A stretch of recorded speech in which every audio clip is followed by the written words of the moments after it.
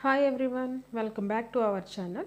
ఈరోజు మన వీడియోలో అడ్జార్బెంట్ అండ్ అడ్జార్బేట్ ఏదో సిలికా జెల్ని ఉపయోగించి దేన్ని అడ్జార్బెంట్ అలాగే దేన్ని అడ్జార్బేట్ అని అంటామో తెలుసుకుందాము.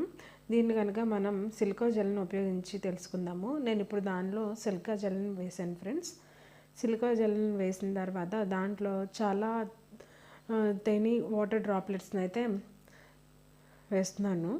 ఆ వాటర్ డ్రాప్లెట్స్ అలాగే సిలికా జెల్ రెండు కూడా చూసారా, అది ఏమాత్రం మిక్స్ అవ్వట్లేదు, అలాగే సపరేట్ అవుతున్నాయి.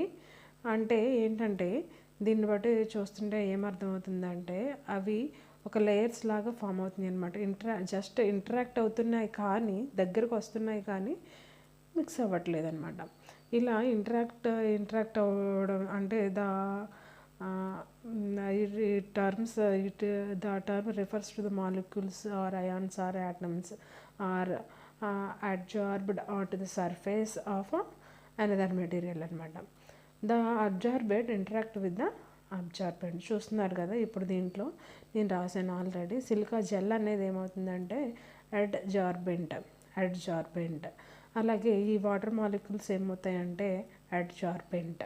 ఓకే, వీటిని ఏంటంటే అడ్జార్బేట్ అండ్ అడ్జార్బెంట్ అనేది ఉంటేనే ఆ ప్రాసెస్ మొత్తాన్ని కలిపి అడ్జార్ప్షన్ అంటాం అనమాట. అడ్జార్ప్షన్ కూడా 2 టైప్స్ ఉంటుంది.